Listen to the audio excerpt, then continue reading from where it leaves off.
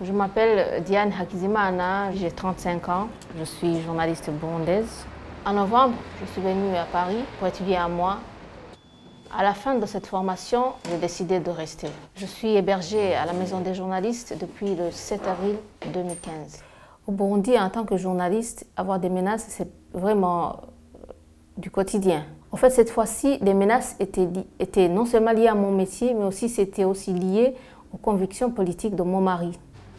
Membre d'un parti d'opposition, le mari de Diane a été emprisonné après les dernières élections et contraint de fermer son commerce. Il vit désormais caché. En rentrant au Burundi pour poursuivre ses activités de journaliste, Diane mettait en danger leurs enfants, désormais seul moyen de pression des autorités. Elle a choisi de les confier à une cousine. Mon premier garçon a 11 ans, ma deuxième fille a 8 ans et la dernière a 5 ans. Et par téléphone, je leur ai expliqué que je n'allais pas rentrer pour leur protection, pour les protéger. J'arrive à les appeler une fois par semaine. C'est compliqué, j'essaie de m'y faire, quoi. Après la formation, comme je n'avais pas de ressources, j'ai dû passer l'hiver à la rue. Chaque soir, j'essayais d'appeler le SAMU social pour pouvoir avoir une place pendant la nuit. Quand il n'y a pas de place au SAMU social, donc on est obligé de dormir, de trouver une place un peu chaude. J'essayais de me trouver une place dans la gare. C'est à la rue, quoi. La rue, c'est pas facile en tant que femme. Heureusement, il ne m'est rien arrivé, mais pour ma sécurité, c'était un peu inquiétant. Ici, sur les quais de la Seine, ce qui m'a pesé, c'est voir l'eau.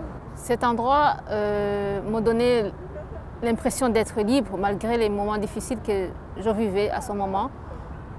Voir l'eau bouger et être là à observer, ça me faisait un peu sentir bien. Diane a eu la chance d'être orientée vers la Maison des journalistes. Elle y est logée, mais aussi aidée dans ses démarches administratives, notamment sa demande d'asile. Il faut justifier que si on était resté au Burundi, on serait soit en prison, soit peut-être même décédé. Tué. Ouais. Le journal en ligne des résidents, L'œil de l'exilé, lui offre la possibilité de continuer à exercer son métier. Mon métier ne m'a pas quittée. Je suis partie avec, donc j'aimerais bien rester avec. Par rapport à l'avenir du Burundi, je suis un peu pessimiste, dans le sens où, du côté, on a un parti au pouvoir qui utilise les moyens de l'État, et de l'autre, on a une opposition affaiblie, divisée. Si rien n'est fait et que la communauté internationale n'intervienne pas, ça risque de dégénérer, malheureusement.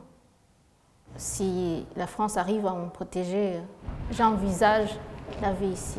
Mes enfants, j'aimerais qu'ils me rejoignent, parce que c'est une partie de moi qui est restée là-bas.